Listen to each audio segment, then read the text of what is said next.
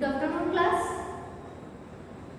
Dear student, today we are going to start a new chapter, that is the principles of inheritance and variation.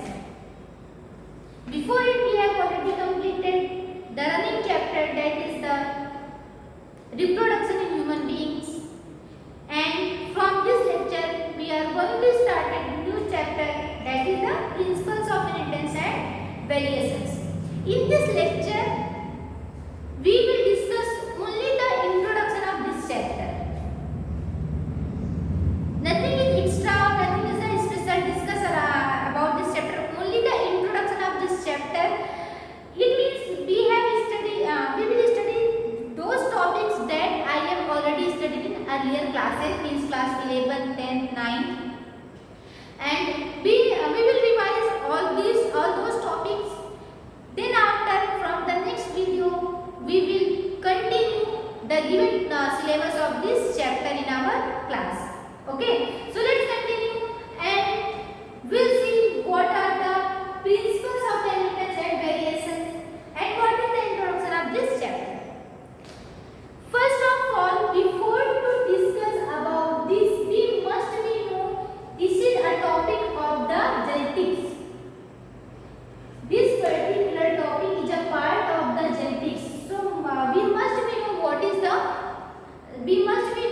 what is the genetics.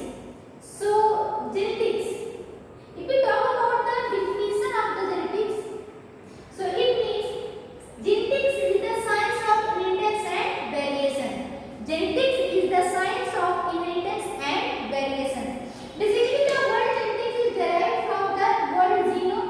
It means to produce or to reproduce. Means there is a word that is the genome, means to reproduce or produce.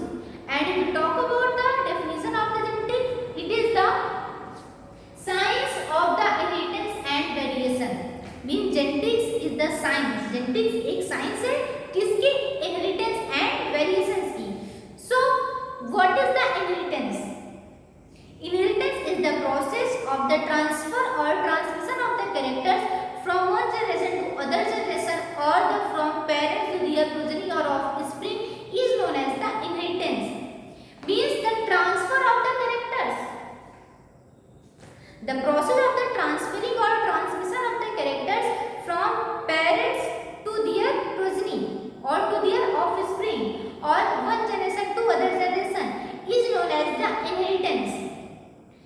And the inheritance is the basis of the heredity. Inheritance is the basis of the heredity. What is the heredity? Heredity means transfer of character. Nothing more than it means. Heredity is only made up of two words, that is the transfer of characters, and inheritance, the transfer of characters from parents to their progeny, and process is known as the inheritance. Okay. And what is the variation?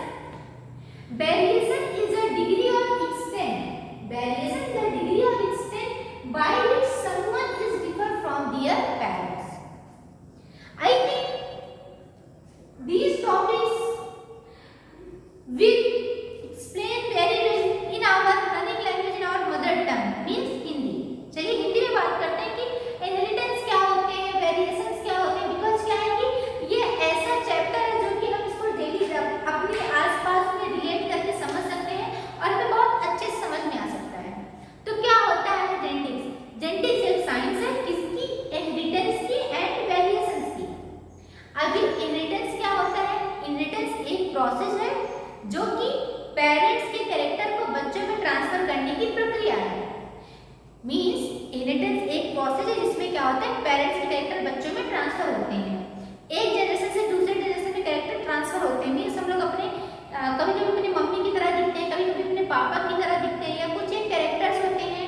अगर mummy के बाल काले हैं तो कभी कभी हमारे बाल काले होते हैं, कभी कभी पापा के बाल भूरे हैं तो हमारे बाल भूरे हो जाते हैं. कुछ एक कैरेक्टर्स हैं, मतलब बहुत सारे मम्मी पापा में बहुत सारे कैरेक्टर्स होते हैं, लेकिन उनके सारे के सारे कैरेक्टर्स हमारे अंदर नहीं आते हैं.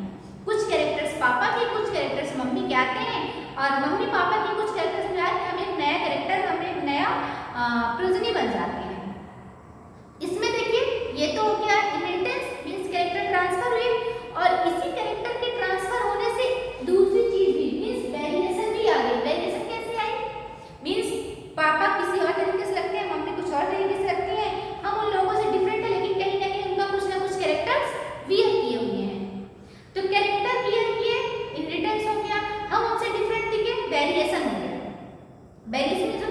भिन्नता, डिफरेंस, ठीक है, कि हम किस तरीके से किसी से डिफरेंट दिखते हैं, तो वही वेरिएशन होता है। वेरिएशन एक डिग्री होती है कि अपने पेरेंट्स से कोई आदमी कैसे डिफरेंट दिखता है, उसी को वेरिएशन कहते हैं।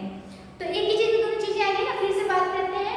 पेरेंट्स के कैरेक्टर बच्चों में ट्रांसफर हुए, इनहेरिटेंस हो गया प्रोसेस, और ट्रांसफर होने की प्रक्रिया क्या है, हेरिडिटी है। और हम अपने पेरेंट्स से डिफरेंट दिखने लगे, वो क्या है, वेरिएशन है। अभी वेरिएशन आता कहाँ से है? बेसिकली जब सेक्सुअल रिप्रोडक्शन होता है वहां पे 23 जोड़ी गुणसूत्र पापा के और 23 गुणसूत्र मम्मी के आते हैं, तो वो कुछ ना कुछ कैरेक्टर्स लेके आते हैं। मींस मम्मी के कुछ कैरेक्टर्स, पापा के कुछ कैरेक्टर्स आके जब आपस में फर्टिलाइज होते हैं तो कुछ कैरेक्टर्स अपने आप को नई प्रजननी में शो कर पाते हैं। अपने क्लास में बहुत अच्छे से पढ़ा हुआ है डोमिनेंस एंड रिसेसिव जीन्स के बारे में, तो कुछ कैरेक्टर्स अपने आप को एक जनरेशन में एक्सप्रेस कर पाते हैं और कुछ अपने आप को नहीं एक्सप्रेस कर पाते हैं, तो एक नया कैरेक्टर बन जाता है। लेकिन कभी कभी क्या होता है कि जो कैरेक्टर पापा के अंदर है वो हम में तो नहीं सो रहे, लेकिन हमारे बच्चों में शो हो रहे हैं। मींस वो पर्टिकुलर कैरेक्टर हमारे जनरेशन में छुप गया था, लेकिन वो हमारे बच्चों की जनरेशन में फिर से आ गया। तो ये क्या प्रोसेस, इसी को क्या कहते हैं, हिंदी में इसको आनुवांशिकता या आनुवांशिकी कहते हैं, ठीक है। और ये जो पूरी प्रोसेस है इसकी जो स्टडी की जाती है वो स्टडी की जाती है जेनेटिक्स में। लेकिन जेनेटिक्स क्या है? बेसिकली जेनेटिक्स पहले कुछ भी नहीं था, लोगों को इसके बारे में कुछ भी नहीं पता था। फिर एक साइंटिस्ट आए, ग्रेगर जॉन मेंडल, आप बहुत अच्छे से आपको पता होगा, जिन्होंने जेनेटिक्स की स्टार्टिंग की, जिन्होंने इसके बारे में स्टडी की। और उन्होंने सबसे पहले मटर, बेसिकली वो एक पादरी थे एक चर्च में, और उन्होंने मटर के पौधे में एक्सपेरिमेंट करना शुरू किया कि कैसे लोगों के कैरेक्टर ट्रांसफर होते हैं, क्यों लोग एक जैसे नहीं होते, क्यों कभी कभी एक जैसे हो जाते हैं, क्यों कुछ कैरेक्टर आते हैं कुछ कैरेक्टर नहीं दिखते हैं, कैसे कोई एक नया कैरेक्टर आ जाता है किसी नई प्रजाति में। तो ये सारे क्वेश्चन उनके दिमाग में थे, उन्होंने एक्सपेरिमेंट करना स्टार्ट किया मटर के पौधे पे। आपने क्लास में बहुत अच्छे से इस चीज को पढ़ लिया है, ठीक है। तो फादर ऑफ जेनेटिक्स कौन है? Gregor John Mendel. लेकिन the term genetics is derived from the by the वेटसन।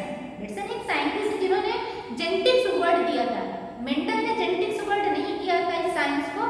Mendel ने सिर्फ इसकी स्टार्टिंग की थी, उन्होंने सबसे पहले डिस्कवर किया था, एक्सपेरिमेंट्स किए थे, बहुत सारी चीजें की थी, उन्होंने बहुत सारे एविडेंसेस दिए थे, बहुत कुछ किया था इसके बारे में, लेकिन उन्होंने जेनेटिक्स वर्ड नहीं दिया था। जेनेटिक्स वर्ड इस ब्रांच को दिया है एक साइंटिस्ट है वेटसन ने, उन्होंने दिया है, ठीक है। अब आजकल ये सब चीजें हो गई, इसके बाद हम बात करते हैं बिफोर 8000 to 1000 BC।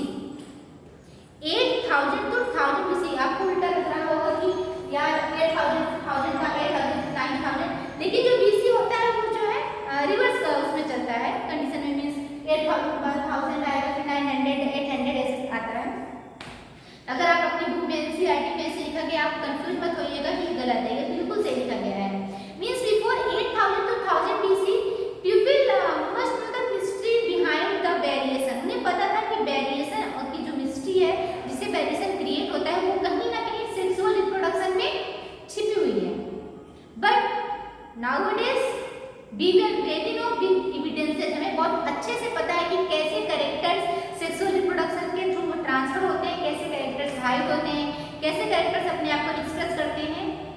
इसके पहले लोगों को ये तो पता था कि इसके पीछे एक रहस्य है, वेरिएशन के पीछे एक रहस्य है, जो डिफरेंसेस आ रहे हैं पेरेंट्स और बच्चों में, उसके पीछे कोई ना कोई सीक्रेट है, और वो सीक्रेट सेक्सुअल रिप्रोडक्शन में ही है।